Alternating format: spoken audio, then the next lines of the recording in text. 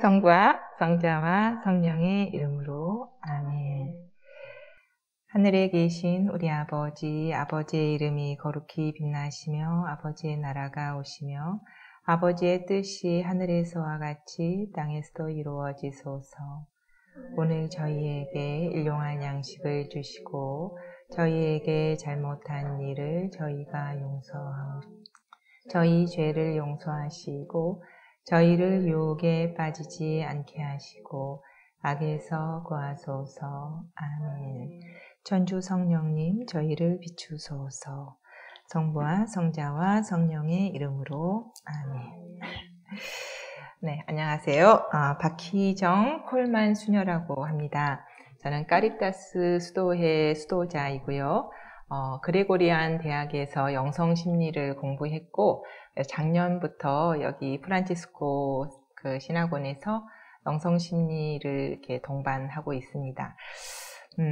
제가 동반한다는 표현을 사용한 거는 좀 제 주제에 가르친다라는 표현이 좀 부담스러워서 저희 강의에 지금 평신도 분들이 계셔서 조금 그리고 제가 이제 강의 전에 이 영성심리를 신청하신 동기에 대해서 좀 보내주시라고 말씀을 드렸는데 평신도 분들이 보내주신 동기 중에 이제 마음에 좀 평화 이런 것들을 바라시는 부분들도 있었고 그 다음에 지금 이 과목이 영성심리 2니까 영성심리 1도 들어야 되는가 이걸 질문하신 분들이 있으셨어요. 그래서 간단하게 영성심리 1과 영성심리 2가 어떻게 다른지를 설명을 좀 드리면 영성심리 1에서는 제가 원래는 영성심리 1의 기초적인 영성심리에 대한 이해는 영성심리 1에서 이야기를 대부분 했어요. 그런데 저희 영성심리라는 과목 자체가 어떤 학문적으로 공부하려고 하는 공부가 아니잖아요. 우리 수도생활에서 내면적인 어떤 어려움이나 이런 것들을 통합시켜서 수도생활을 잘하고 또 일반 신자들 기도생활 잘하고 이렇게 하는 것을 도와주기 위해서 생긴 과목이기 때문에 그래서 이 영성심리 저희 학과에서는 공부만 하지 않고 원래 입학 전부터 1년 과정으로 교수님들과 모든 학생들이 1대1로 일주일에 2번씩 상담을 해요. 그런데 이제 사실은 그 과정이 굉장히 중요한 과정인 거죠. 자신을 알아가고 자신의 내면을 들여다보고 그걸 통합시켜가는 과정. 그렇게 하면서 이제 공부한 것들을 또 다시 들여다보고 이런 작업들을 하는데 이게 이 신학원에서는 사실 조금 그렇게 진행하기가 어려운 부분이 있잖아요. 1대1로 계속 상담을 하기도 어렵고 이제 그래서 제가 고민을 하다가 그 내면아이 작업이라는 것을 이렇게 포함을 시켰어요. 원래 이 내면아이 작업이라는 것은 이제 영성심리학과에서 제가 공부를 한 건 아니고 제가 한국에 와서 한 3년 정도 저희 수도회에서 하는 가정폭력 상담소에서 이렇게 소임을 하면서 이제 일반 평신도들, 부부들 상담이라든지 이런 것들을 했었는데 이제 그 일반 심리 상담을 하면서 현재 한국에서 또 현재 많이 이용하고 있는 여러 심리적인 발달 그런 것들을 학문들을 좀 접할 수가 있었고 저도 배울 수가 있었는데 자가 치료가 가능한 치료법이 뭘까 이걸 고민을 했던 거죠. 동반을 하지 않아도 어느 정도 자기 스스로 이거 내면 작업을 할 수 있도록 좀 안내해 줄 수 있는 게 뭘까를 고민하다가 이 내면 아이는 굉장히 도움이 되겠다라는 이제 판단을 해서 제가 저기 책을 갖고 왔었는데 그래서 영성심리 1에는 한 5강 정도를 이 내면아이 작업을 첫째 시간에 하고 둘째 시간에 또 계속 이론적인 거 공부하고 이제 이런 작업을 했어요. 그래서 내면아이 작업을 좀 할 필요가 있다라고 본인이 생각하시면 영성심리 1을 들으시기를 제가 권해드린다. 내면아이 작업을 할 필요가 있는지 없는지의 그 판단의 기준은 어서 오세요. 판단의 기준은 본인이 이렇게 자신을 들여다봤을 때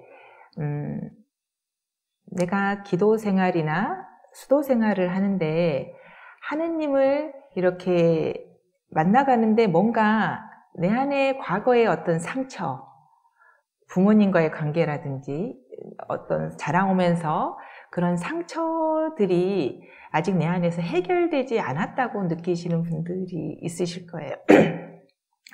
그런 상처들이 실질적으로 하느님과의 관계에 영향을 미치죠. 왜냐하면 우리가 하느님을 아빠, 아버지라고 부르잖아요. 그래서 이제 그레고리안 대학의 영성심리학과가 생긴 것도 원래 그런 이유거든요. 수도자 성직자들이 정말 열심한 마음으로 자신을 봉헌하겠다고 성소를 선택을 했고 자신을 봉헌하는 삶을 살았는데 10년이 지나고 20년이 지나고 30년이 지나면서 오히려 처음 입회했을 때보다 처음 신학교 갔을 때보다 더 후퇴한 것 같은, 오히려 더 세속적으로 돌아간 것 같은, 성화의 길로 나아가지 못한 모습으로 살아가고 있는 상황들이 많았고, 또 바티칸 공의회에서 그동안에는 신부가 되면, 수도자가 되면 자신을 봉헌했다는 것 때문에 그게 천국행 티켓이 따졌다고 중세까지는 그렇게 믿어왔는데, 바티칸 공의회에서 수도 성소, 사제 성소나 평신도 성소나 모두 다 거룩하고 다 다른 뿐이지 질적으로 이것은 더 우수하고 이것은 더 낫고 이런 차원이 아니다. 그래서 각자의 성소에 열심히 성화의 길을 가면 하느님 나라에 갈 수 있다. 이제 이런 식으로 이렇게 바뀌었죠. 그렇게 되니까 수도 생활은, 사제 생활은, 독신 생활은 막 괴롭고 힘들어 죽겠는데 그냥 천국행 보장돼 있으니까 이 인생은 뭐 이렇게 살더라도 내가 요거 한 몇십 년 잘 참고 견디면 천국 갈 수 있어 라는 마음으로 살아왔던 사제와 수도자들이 평신도로 살아도 그렇게 할 수 있어? 그렇다면 내가 왜 참고 살아야 되지? 이제 이런 결론이 도달하면서 정말로 엄청나게 많은 사제 성소자들, 수도자들이 성소를 버리는 상황들이 이제 발생을 했던 거죠. 그래서 그냥 참아야 하느니라로 사는 삶이 아니고 정말 우리가 봉헌생활 신학이라든지 그 교회에서 가르치는 이게 정말 기쁘게 하느님의 나라를, 천국에서 사는 하느님 나라를 이 현세에서 증거하는 삶을 살 수 있어야 하는데 그걸 어떻게 살 수 있게 할 것인가, 이런 고민에서 시작했던 게 사실은 영성심리의 발달이에요. 그래서 이제 하다 보니까 저희 그레고리안 대학 설립자였던 룰라 신부님이 이제 미국에 원래 신학과 의학 박사하셨던 분인데 철학 박사기도 하고, 그분이 이제 미국에 가서 심리학을 공부하시고 추적 조사를 하셨어요. 처음에 입회 때의 성숙도, 그 다음에 한 10년 후에 이제 이런 식으로 그걸 그 연구 조사의 결과가 뭐였냐면 이성과 의지, 지성의 양성만으로는 충분하지 않다라는 것을 발견을 했던 거죠. 그래서 인간적인 심리적인 성숙이 되지 않으면 예수님이 우리를 초대하시는 십자가의 삶으로 투신하기가 어렵다라는 것. 그래서 그런 어떤 전 과정, 예수님, 제가 오늘 첫째 시간을 바오로 사도를 통해 배우는 영성심리 통합에 대해서 오리엔테이션 겸 이걸 넣었는데, 이 바오로 사도의 이야기에서도 계속 나오는 부분이에요. 믿음을 통해서 하느님과의 일치에 나아갈 수 있다라고 이야기를 하잖아요. 근데 그 믿음이라는 게 영성심리적으로 해석을 해보면 하느님에 대한 완전한 의탁, 신뢰, 그것이 있어야지 하느님과의 관계 안에 들어갈 수 있거든요. 근데 이성은 나 하느님 믿어, 하느님을 신뢰해 라고 하는데 마음은 그렇지 않을 수가 있다는 거죠. 제가 이 영성심리 공부하는 과정에서 만났던 한 신부님이, 제가 그런 이야기 영성심리 원에서 했는데 정말 지적이고 정말 열심히 사는 신부님이세요. 그런데 이제 관계가 어느 정도 형성되고 나서 고백하시는 게 당신은 기도하러 가면 두려운 마음이 든다 라는 고백을 하셨어요. 그리고 그 이유가 우리가 이렇게 1년 정도의 상담 과정을 통해서 아버지와의 관계 안에서 있었던 일들이 하느님과의 관계, 또 교회 안의 성직자로서 주교님과의 관계에 영향을 미친다라는 것을 알게 됐던 거죠. 그래서 이 평신도 분들도 우리 수도자 성직자들은 제가 이야기하는 게 어떤 건지 좀 이해가 되실 거예요. 평신도 분들도 제가 이제 본당에서 지금 성서를 가르치고 있는데 성경 공부를 오시는 평신도들은 대부분 굉장히 열심한 분들이세요. 본당에서 막 총구역장, 사목위원회 이렇게 하시는 분들이시죠. 그러니까 평신도 신앙적으로는 평신도 엘리트들이세요. 그런데 그분들의 이야기를 듣다 보면 마음 안에서 어떤 갈등들이 있냐면 이 구역장들끼리의 알력, 봉사하는 단체 안에서의 상처, 막 이런 것들이 있단 말이에요. 그래서 신앙 안에서 봉사한다고 성당을 갔는데 상처만 가득 받아와. 근데 상처만 가득 받아오는 이유 중에 하나가 굉장히 인간적인 이유들인 거죠. 인정받고 싶고 사랑받고 싶고 그런 욕구들이 그런 세상에서의 추구하는 그 가치들과 성당에서 추구하는 가치들이 별로 다르지 않는 것들을 많이 발견을 하는 거예요. 그래서 영성심리라는 그런 공부를 통해서 우리가 제가 희망하는 것은 나의 내면을 바라보고 그리고 혹시 내가 자라오면서 나의 양육자와의 관계 안에서 어떤 상처가 있었고 그것이 하느님과의 관계에도 영향을 미친다라고 느끼시는 분들은 제가 영성심리 1을 들으시라고 먼저 듣고 오시라고 공부를 드려요. 그리고 그게 어려우시면 그 내면아이 그 치료라는 이 책이 사실은 이 책을 이렇게 본인이 정말 열심히 하시면 혼자 하실 수 있도록 그런 안내서로 이 작가가 쓴 거거든요. 그래서 저 책을 읽으면서 기도하면서 작업을 하셨으면 좋겠다라고 말씀을 드리고요. 영성심리 2는 이제 그 심화 과정으로 제가 희망을 하건대 했던 건 영성심리 1을 들으신 분들 영성심리 2를 듣기를 바랬죠. 그리고 그때 들었던 수녀님들이 같이 영성심리 2를 하면서 그때 발견했던, 왜냐하면 저희가 영성심리 1 하면서 그때는 작년에는 이제 시험을 보거나 리포트를 내야 했기 때문에 제가 드렸던 리포트가 뭐였냐면 자신의 내면아이 작업한 것을 이렇게 적어보도록 이렇게 공고를 드렸어요. 근데 그게 도움이 돼요. 그냥 내가 생각으로만 한 거하고 이렇게 한번 적어보는 거하고는 또 다르거든요.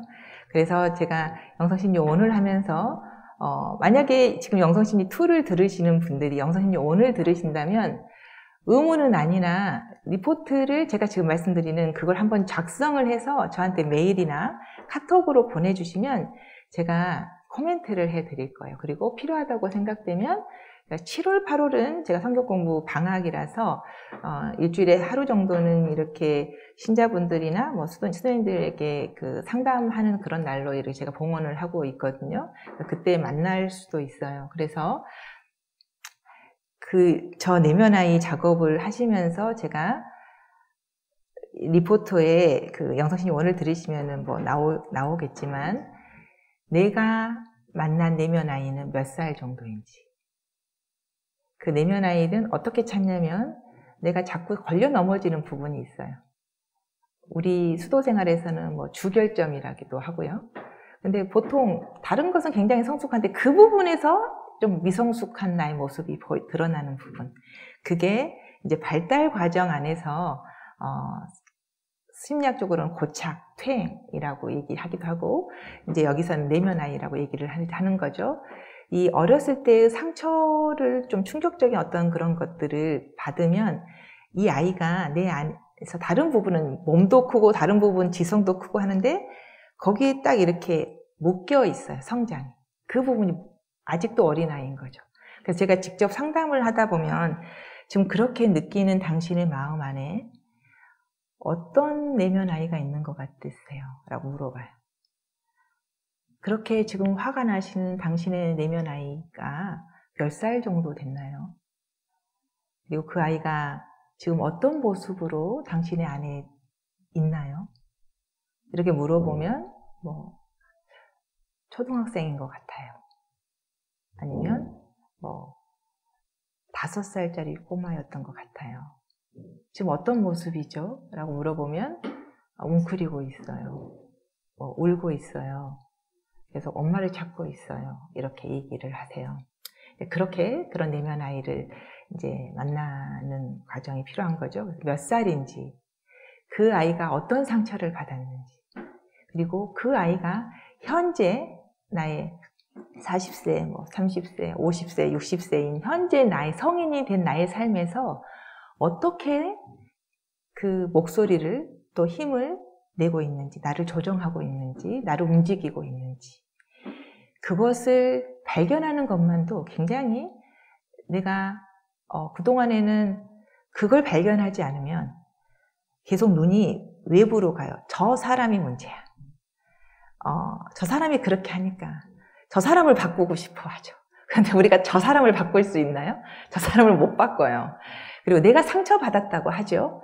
그런데 똑같은 상황에서 모두가 다 상처받는 게 아니에요. 어떨 때 나는 굉장히 관대하죠. 다른 수녀님들은 막 흥분하고 다른 친구들은 다 흥분하는데 나는 별로 그렇게 영향을 받지 않아. 그런데 어떤 사건에서는 다른 사람들은 뭐 그렇게 영향을 받지 않는데 막 나 혼자만 흥분하는 경우들이 있어요. 그렇게 우리가 어떤 것에 감정이 일어나는 것은 분명히 나의 과거에 어떤 기억이 있기 때문에 그것 때문에 내가 이렇게 격하게 움직이는 거거든요. 그래서 그런 것을 찾는 과정이 필요하다. 그리고 그 내면 아이를 찾은 다음에 이제 어떻게 할 것인지까지가 영성심리원에서는 안 나갔어. 찾아보고 이제 어떻게 할 것인지를 한번 계획해 보세요까지가 영성심리원이었거든요. 그래서 이제 영성심리2에서는 제가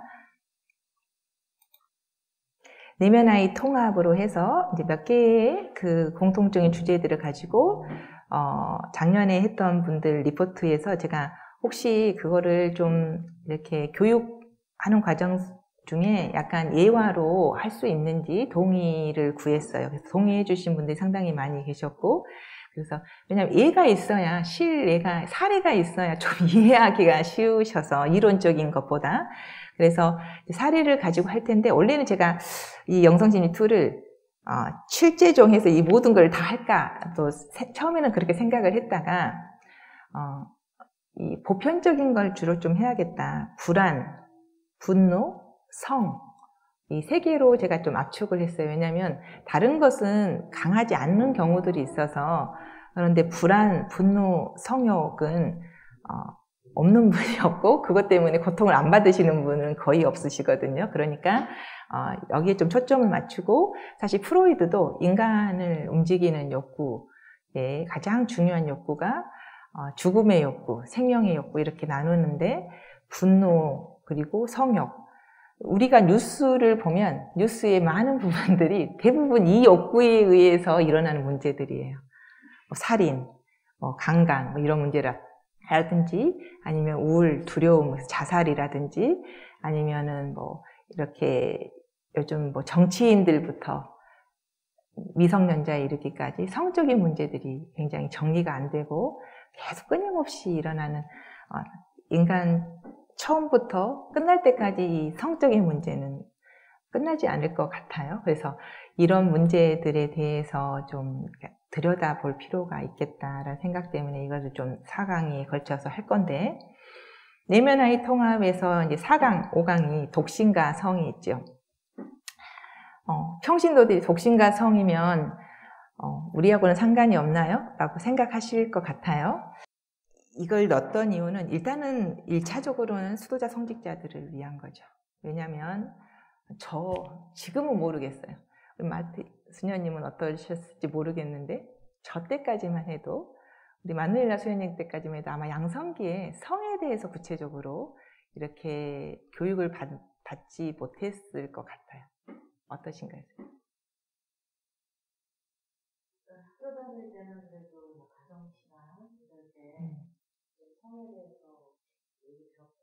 근데 수도 생활 안에서 성에 대해서. 네. 이렇게 본인들이 찾지 않으면 수도 생활 안에서 또 교회에서도 성에 대해서 물론 이제 평신도들 애미 혹시 결혼하셨죠? 애미 혹시 가셨나요?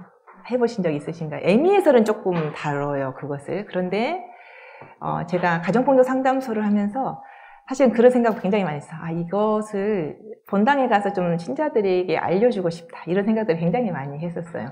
왜냐하면 이 성이라는 건 제가 이 가정폭력 상담소에서 부부 상담을 하기 전까지는 결혼 생활을 하시는 분들은 우리 수도자나 성직자보다 이미 성 생활을 하시니까 성에는 뭐 큰 문제는 없을 거라고 생각을 했어요. 정상적인 가정 생활을 하시는 분들은. 근데 아니더라고. 맞나요? 생각보다 이 성적인 부분이 잘 통합이 안 되어 있는 평신도가 아니죠. 그냥 저는 이제 일반인들을 만난 거니까. 결혼 생활을 하고 아이를 낳고 잘 키웠지만 성에 대해서 무지하기도 하거니와 본인의 성을 굉장히 부끄러워하는, 성에 대해서 죄악시하는, 결혼 생활을 하고 아이를 키웠는데도 불구하고 그런 생각을 많이 갖고 있는 것들을 제가 발견을 했어요. 그리고 당연히 또 수도 생활 안에서 이 성을 어떻게 그렇게 배우기는 하죠. 성을 통합시켜야 되고. 정결이라는 것은 모든 사람을 나의 몸을 독신 이것이 목표가 아니라 모든 사람을 사랑하기 위해서 정결이 필요해. 이거는 배웠으나 그걸 어떻게 해야 되는지를 알려주지는 않았어. 그리고 성에 대해서 말을 하는 것은 뭔가 좀 여전히 조금 불편하고 터부시 되는 부분들이 있고, 그래서 여전히 21세기에도 성은 상당 부분 참아야 되는 일가 정통이에요. 수도생활이나 사제들 안에서. 그리고 각자 제가 개별 상담을 할 때 많은 신부님, 신학생들은, 남성분들은 자위행위를 하는 것 정도는 괜찮다라고 이제 생각을 하고 계시더라고요. 저는 그것이 옳다 그르다를 얘기하지는 않을 거예요. 그러나 그것을 어떻게 통합시키는지를 여전히 사제 수도자들도 그거에 대해서 노력을 하거나 기도 안에도 통합시키는 노력보다는 그냥 자유행위를 통해서 그 욕구를 해소하고 그렇게 하는 것이 좀 많이 있어서 이 독신과 성은 제가 그레고리안 대학에서 배우지 않았다고 말씀을 드렸잖아요. 황정현 신부님이라고 이제 제가 졸업하고 나서 그레고리안 대학에 우리 한국 예수의 신부님이신데 미국에서 박사학위를 따시고 교수가 되셨어요. 그래서 제가 졸업하고 나서 가셔서 이제 가르치고 계시는 것 같은데 몇 년 전에 한국에 오셔서 저희 그 그레고리안 출신 신부님 수녀님들 연수회가 이렇게 정기적으로 있었는데 신부님이 이 독신과 성에 대해 당신이 이렇게 프로그램 개발하신 것을 이렇게 연수시켜주면서 이걸 좀 이렇게 나눠줬으면 좋겠다. 많은 성직자, 수도자들이 이 성에 대한 통합의 과정을 양성을 받지 못하고 있기 때문에 그래서 이 4강, 5강은 황 신부님이 나눠줬던 그 연수에서 제가 배웠던 것을 이제 또 제가 심리 상담하면서 했던 경험과 약간 결합을 시켜서 할 예정이고요. 독신과 성 부분은 그래서 내면아이 작업처럼 다른 강의는 약간 강의식으로 진행이 되겠지만 4강과 5강은 약간 성찰하는 식으로 그래서 제가 물론 이것을 원래 연수에서 저희가 배웠던 그대로 하기에는 시간상으로 한계가 있어요. 그렇지만 그러니까 이게 온라인이라서 다행인 것 같아요. 돌아가셔서 제가 기도 부분에 이렇게 주는 부분은 여기서는 제가 한 5분 정도밖에 시간을 못 드리니까 집에 가셔서 그 부분은 이렇게 1시간 정도 기도를 해보시는 것들을 이렇게 하는 그래서 한 적어도 4번 정도의 세션이 필요해서 2강의로 이렇게 나눴고요. 그리고 6강, 융의 적극적 명상을 통한 그림자 만나기는 요즘 이제 내면 작업하면 꿈 꿈 해석을 많이 강의를 들으세요. 저도 심리학을 전공을 했고, 꿈에 대해서도 이제 뭐 공부를 하지 않은 건 아닌데, 이 꿈을 혼자서 해석하기는 너무 어려워요, 사실. 이론적으로도 불가능하죠. 왜냐하면 무의식이라는 것은 내가 의식할 수 없기 때문에 무의식인 거잖아요. 꿈은 특히나 그것을 또 이렇게 변형시켜서 나에게 나타나는 건데, 그래서 그거를 전문가의 동반자 없이 꿈 해석을 아무리 강의를 듣는다고 하더라도 꿈을 스스로 해서 보기는 좀 어렵다. 그런데 융이 꿈의 해석만을 알려준 건 아닌데, 우리나라에는 꿈의 해석에 대해서만 좀 많이 이렇게 바라보고 있고, 적극적 명상이라는 것을 잘 모르시더라고요. 이거 두 개 다 했거든요, 융이. 본인의 무의식 작업을 위해서. 적극적 명상은, 혼자 작업을, 물론 적극적 명상도 동반자가 있으면 훨씬 도움이 되겠지만, 혼자 이 방법을 알고 작업을 할 때도 도움이 되는 것 같아요. 그래서 이제 제가 이렇게 알려드리는 것은 제가 제 스스로에게 적용을 해봤기 때문인데, 저도 이제 이게 전달을 하기 위해서 제가 한 연중 피정 중에 이제 신부님께 부탁을 드렸죠. 신부님, 제가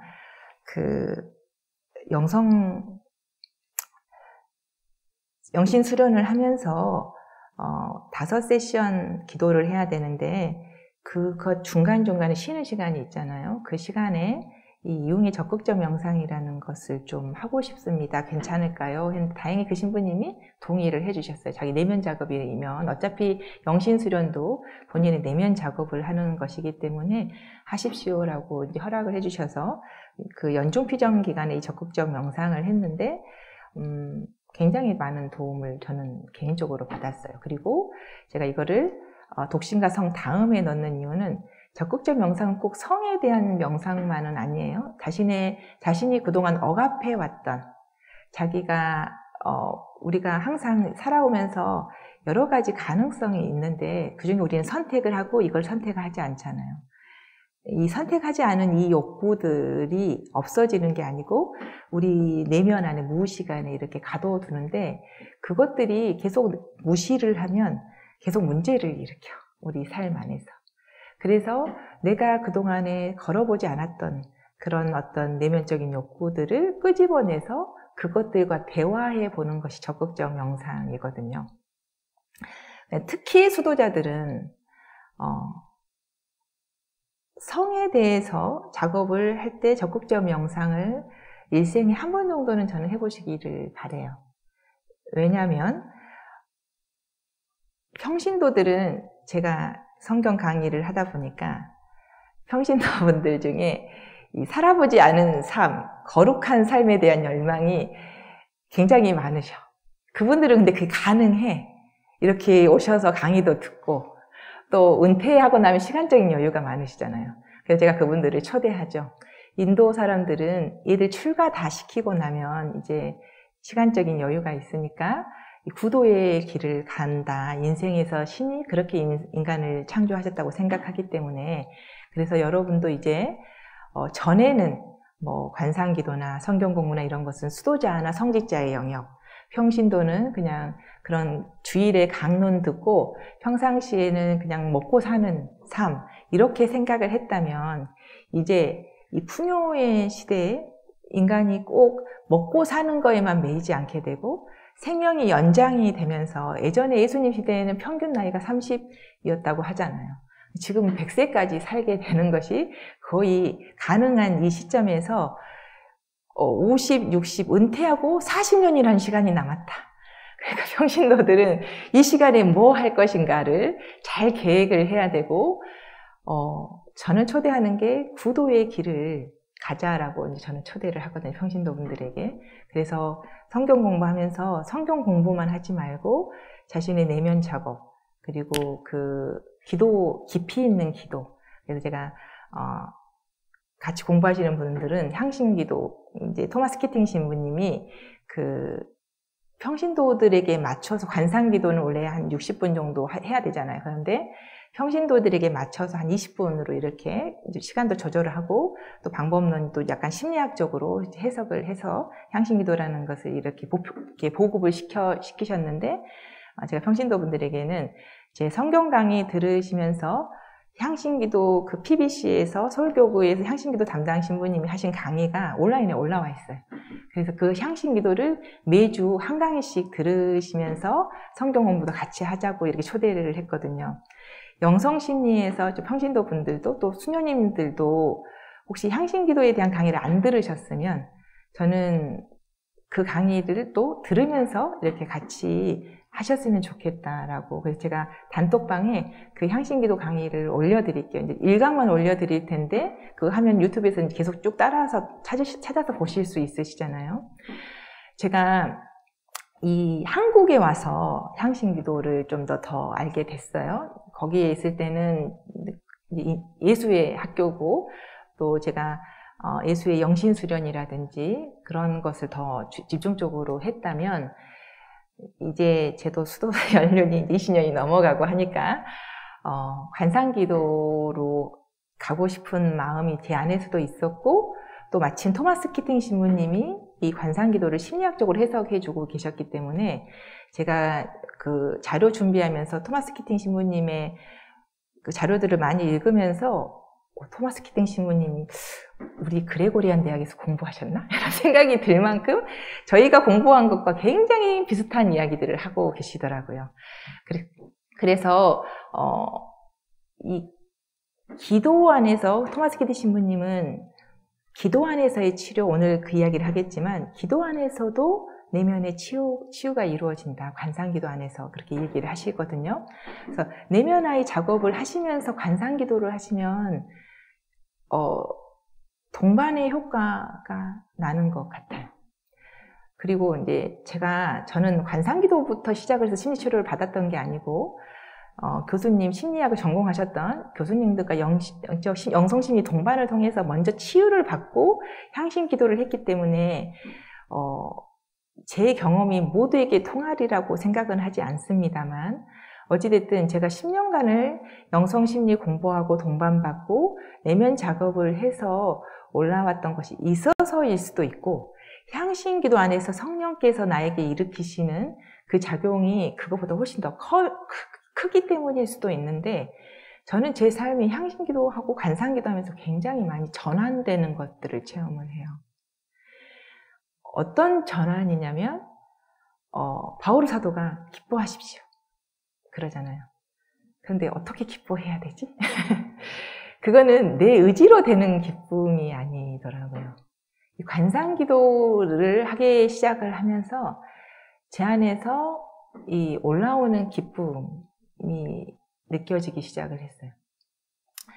영성심리 동반을 받으면서 제가 해방되는 체험, 내면아이가 치유되는 체험을 했다면 관상기도를 하면서 저는 하느님과 더 친밀해지는 체험, 그리고 하느님께 온전히 내 삶을 이렇게 맡길 수 있는 체험, 그리고 내 내면 안에서 기쁨, 그리고 세상이 나에게 축복으로 느껴오는 그런 체험들을 하거든요.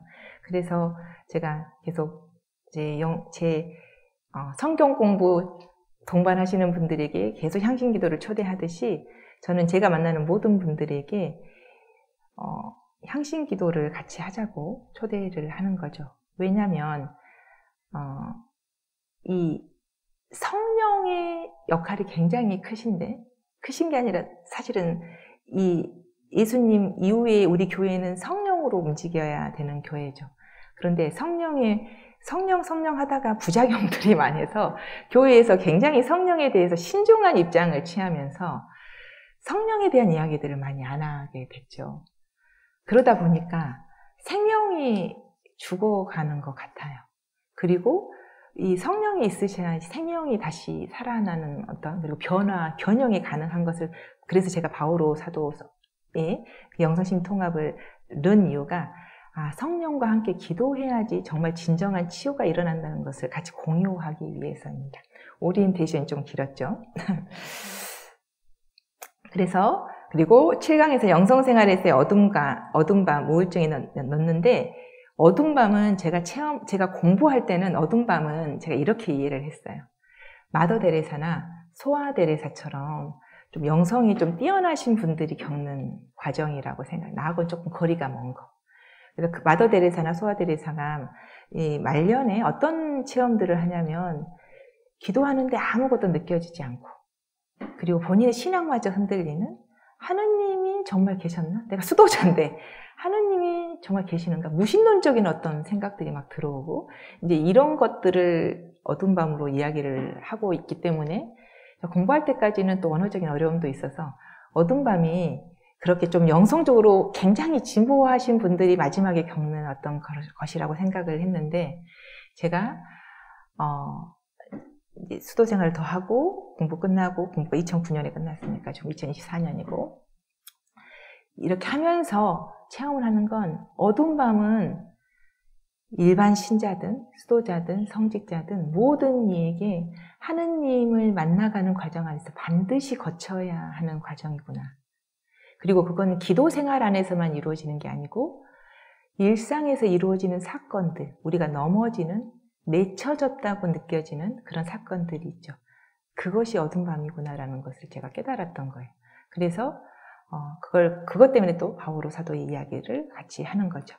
마지막 8강은 우리가 바오로 사도가 이런 과정, 우리가 구원을 받는다라는 건, 우리가 의롭게 된다라는 건 성령을 통해서 그리스도화 되는 거라고 얘기를 하거든요. 우리가 예수님처럼 되는 것. 우리가 예수님처럼 되는 게 뭘 의미할까? 그것 때문에 예수님 마음에 대한 성서, 영성, 심지어 고찰을 넣었어요. 이게 제가 석사학위 마지막 논문으로 했던 부분이기도 하고, 마지막 종합 정리 차원에서 이것을 잠깐 살펴보려고 하는데, 이걸 다 할 수 있기를 바라요. 그런데 마지막 부분을 못 할 수도 있어요. 왜냐하면 분노나 이런 부분들이 조금, 원래는 제가 조금 더 길게 하려고 했던 부분인데 주제들을 넣다 보니까 이렇게 돼서 중간에 조금 더 길어지면 마지막 8강은 그 주제는 뺄 수도 있다라고 말씀드립니다.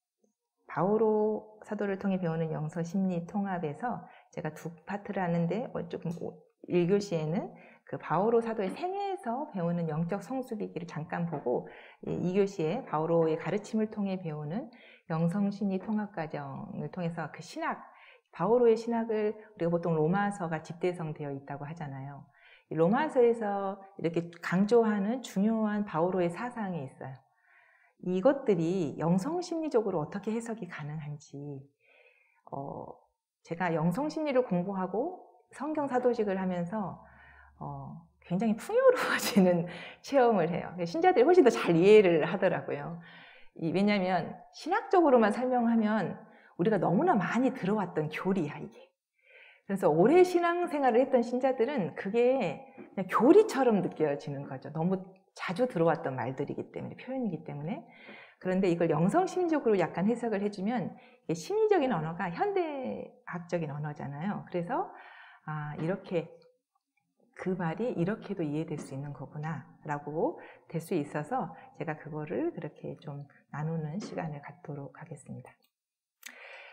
자, 이제 수녀들이 많으시니까 뭐 제가 일반 신자분들에게 했던 것처럼 아주 길게는 하지 않겠고요. 우리가 바오로 사도 하면 바오로 사도가 어떤 사람인지는 기본적으로 우리가 기억을 다시 되새기고 들어가려고 해요. 바오로 사도가 이제 예수님보다 한 10살 정도 차이 있을 거라고 생각을 하죠. 근데 그 사람이, 바오로 사도가 어디서 태어났는가 하면 이 타루스라는 도시에서 태어났는데, 거기가 킬리키아의 수도로서 이렇게 보면 여기가 그 아시아, 이쪽이 마케도니아, 유럽, 또 이쪽이 시리아, 또 여기가 이집트, 아프리카, 이렇게 다 좀 요충지라는 게 지리학적으로 느껴지잖아요.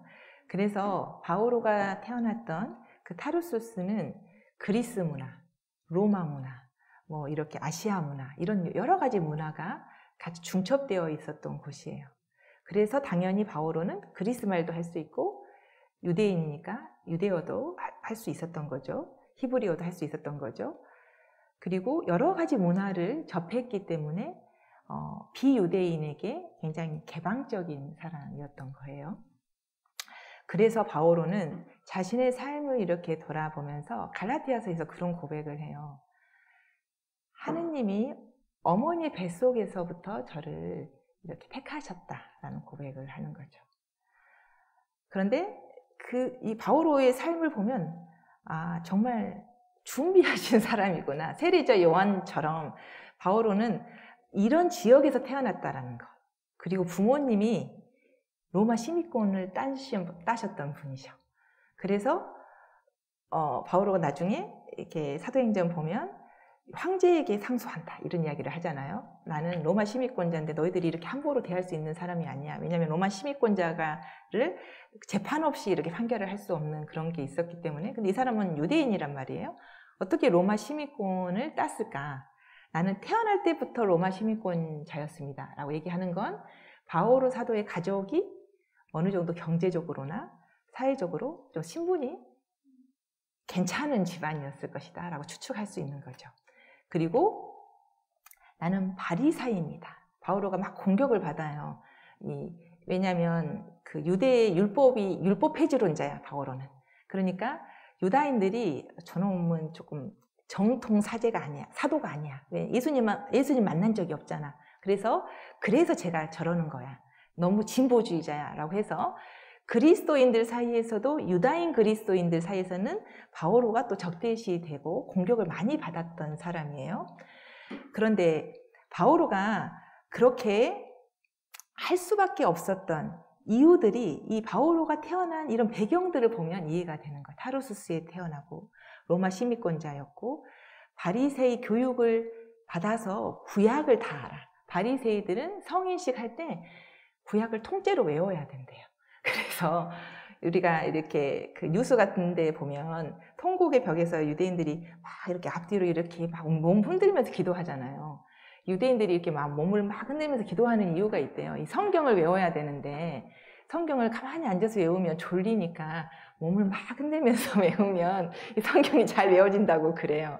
그래서 제가 우리 신자들에게 여러분들도 뭐 외울 때 몸을 막 앞으로 흔들면서 외워라. 그러면 잘 외워진다고 하더라. 이야기를 해서 이렇게 우스갯소리를 했는데 그래서 바오로는 또 편지들을 보면 현대에 우리가 읽어도 굉장히 아름다운 시적인 표현들이 많아요. 우리는 그리스도의 향기입니다. 난 약한 자 안에서 강해지는 힘, 하느님의 능력, 이런 표현들이 우리는 저는 질그릇 속의 보물, 이런 표현들을 한단 말이에요. 굉장히 시적인 표현들. 바오로가 스스로 말해요. 제가 말은 어눌하나 지식은 그렇지 않습니다. 라고 표현을 하거든요. 막 공격을 하도 많이 받으니까. 그래서 준비된 사도인데 바오로가 20살 성경에 처음 언제 등장해요? 사울이라는 이름으로 등장을 해요. 아까 얘기를 안 했지만 바오로와 사울은 다른 이름이 아니에요. 그냥 이 그리스식으로는 바오로고 히브리식으로는 사울이에요. 그런데 처음 언제 등장하냐? 20대 청년 사울로 등장을 해요. 어떤 상황에서? 스테파노가 돌에 맞아 죽죠. 그때 바오로가 옷을 지키고 있었어, 이렇게. 바오로는 그 스테파노를 돌로 쳐 죽이는 사람들의 편에 있었던 사람인 거죠. 이게 뭘 나타내냐면 바오로는 내가 옳다고 생각하는 하느님, 내가 맞다고 생각하는 그것을 지키기 위해서는 살인도 주저하지 않는 사람이에요. 그 강함이 그 안에 있는 거죠. 굉장히 강한. 그 증인들은 겉옷을 벗어 사울이라는 젊은이의 발 앞에 두었다. 이게 사울이라는 지금 히브리어로 나오잖아요, 성경에서. 그러니까 히브리인이었던 거죠. 이 사람은 율법을 추종했던 사람. 그래서 그 옷만 지킨 게 아니라 누가 시키지도 않았어. 그런데 스스로 사람들을 잡아서 가둘 수 있는 대사제에게 회당들이 보내는 서한을 청해서 새로운 길을 따르는, 즉 예수님을 따르는 사람들을 찾아내기만 하면 남자든 여자든 결박하여 예루살렘으로 끌고 오려고 했던 사람이에요. 그래서 그가 다마스쿠스로 막 달려가요. 뭐하러 달려간다고요? 사람 잡아서 죽이려고. 그것이 내가 믿는 하느님을 신봉하는 길이라고 생각을 했던 거죠. 그런데 우리가 회심이라, 바오로의 회심 사건이라고 얘기하는 말에서 떨어지는 체험을 해요. 저는 이거를 제가 아까 어두운 밤에 얘기할 때 우리 모두가 겪는 거라고 말씀을 드렸잖아요. 우리 인생에서 하느님이 다가오시는 어두운 밤의 순간이라고 저는 이해를 해요. 사람들은 예수님을 만나서 3일 후에 눈이 떠졌어. 이거는 굉장히 신비한 체험이야 라고 생각을 쉽게 하고 이걸 넘어갈 수 있어요. 그런데 생각을 해보세요. 내가 잘났다고 생각하는, 굉장히 거칠 게 없었던 삶을 살아온 젊은이에요. 잘 나가는 도시, 부잣집 아들, 예루살렘에 가서 그 당대의 유명한 랍비에게 교육을 받았던 사람, 잘 나가는 유학생이었던 거죠. 그런 청년이, 그래서 내 의지로 사람들을 잡아서 가두면서까지 내가 생각한 것은 이루고야 말겠다라는 의지의 사나이였다면 그 사나이가 갑자기 말에 떨어지면서 무슨 일을 겪어요? 앞이 안 보여. 그래서 다른 사람을 잡아 가두기는커녕 내 한 치 앞을 바라볼 수가 없어서 남의 손에 이끌려서 가야 했고, 그래서 그런 상황을 받아들일 수가 없어서 바울이 음식을 안 먹어요. 음식을 거부하죠. 이게 우리가 인생에서 주어지는 어둠 밤의 체험이라고 저는 생각해요. 그래서 평신도들, 내가 갑자기 큰 병에 걸릴 수도 있죠. 내 남편이 갑자기 공고사직을 당하는 일을 겪을 수도 있어요. 아니면 나의 배우자가 갑자기 외도했다라는 상황을 듣기도 해요. 나의 자식들이 우리가 세월호나 12.9 사태처럼 갑자기 내가 사랑하는 사람들이 죽거나 병들거나 내 자신이 그렇거나 그런 상황들. 하느님이 사랑이시라면 왜 나에게 이런 일이 생기는 걸까? 하느님은 과연 계시는가? 라는 체험들. 저는 제 수도 생활 안에서 저희 까리타스 수도회가 수녀님들은 많이 아시고 평신도들은 잘 모르시지만 10년 전에 굉장히 큰 회오리 바람 폭풍 같은 사건을 겪었어요. 저희 수도회가. 그래서 그 사건 때문에 많은 수녀님들이 수도회를 나가고, 저도 그때 저 유학 중이었는데 인간적으로 이해가 되지 않는 상황들이 막 일어나는 거예요. 그래서 제가 인간적으로 그때 30대였으니까 피켓 들고 나가서 거리에서 시위라도 하고 싶은 마음이었어.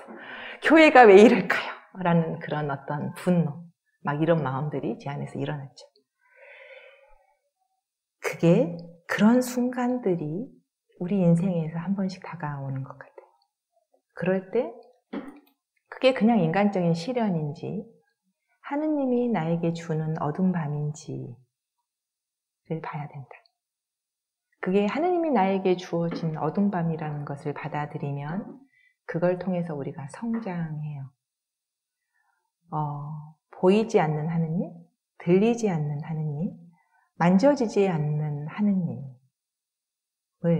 우리는 어두운 밤에서 익숙해져 가는 법을 배우게 되는 거죠. 그리고 보이지 않고 만져지지 않고 느껴지지 않는 하느님인데, 그럼에도 불구하고 내 마음 깊은 곳에서 그럼에도 불구하고 내가 하느님을 버릴 수 없어. 그럼에도 불구하고 내가 하느님을 여전히 그리워해.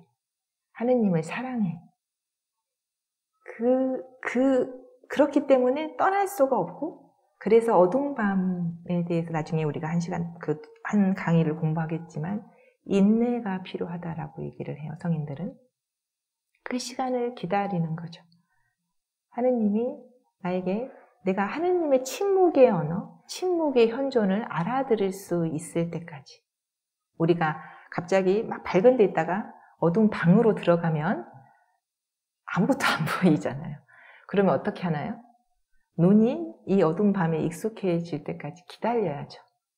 그래서 어두운 방 안에서도 내가 움직일 수 있을 때까지 기다리다가 우리가 움직이잖아요. 그렇듯이 기다림, 인내의 시간이 필요하죠. 바오로에게 눈이 보이지 않았던 것은 굉장히 큰 상징적인 사건이었다고 저는 생각을 하거든요.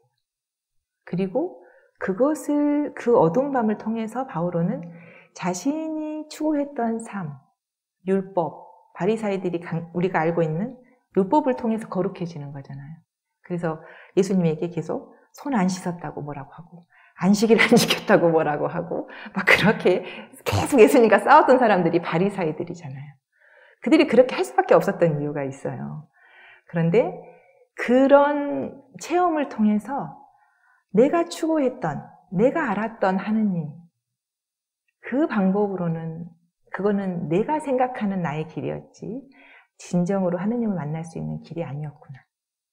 내가 알았던 하느님이 예수님이 알려주시는 하느님을 통해서 바라봤을 때 그게 아니었구나 라는 고백하게 되는 거죠. 그래서 바오로가 굉장히 확 바뀌어요. 사람이 바뀌는데 어떻게든 사람 잡아서 죽여야겠다고 달려나갔던 사람이 고린토 2서를 보면 우리가 눈물의 편지, 화해의 편지 이런 편지들이 있는데 고린토 2서가 바오로가 쓴 서간 중에 가장 아름다운 서간이라고 그래요.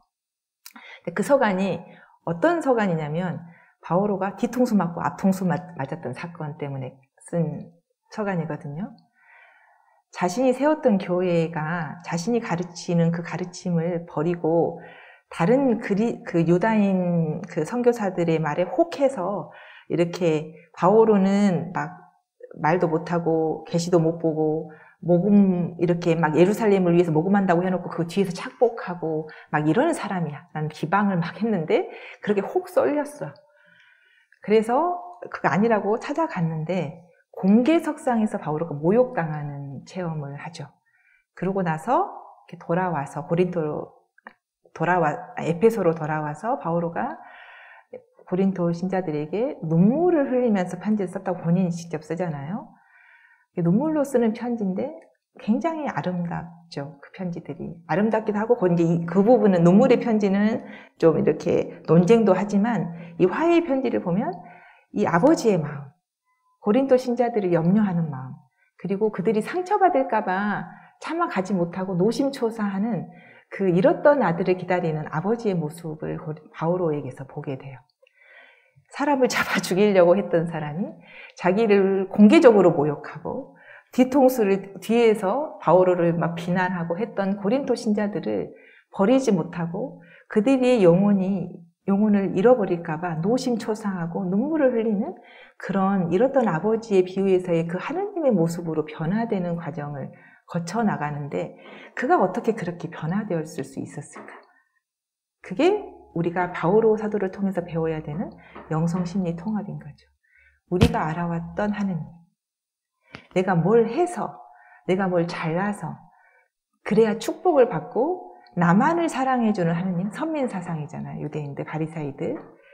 나는 하느님께 선택받은 사람이고 쟤네들은 다 죄인이야 라고 단죄했던 그런 시선에서 사람이 완전히 변화하면서 나를 공격하는 사람조차도 그들의 영혼의 구원을 위해서 눈물을 흘리고 기도하고 화해로 초대하는 그런 사도로 변화되는 어떤 그 과정을 우리는 바오로 사도에게 배워야 되는 거죠. 그래서 우리 2교시에는 바오로 사도가 로마서를 통해서 마지막 본인의 그 선교 과정 안에서 최종적으로 자신의 신앙과 믿음을 그리고 신자들에게 알려주고자 했던 진리를 종합 정리한 게 로마서니까 로마서를 중심으로 해서 바오로 사도가 어떻게 알려주는 그것 안에서 우리는 어떻게 내 영성심리를 통합할 수 있는지를 조금 더 영성심리적으로 해석하는 그런 공부를 해보겠습니다.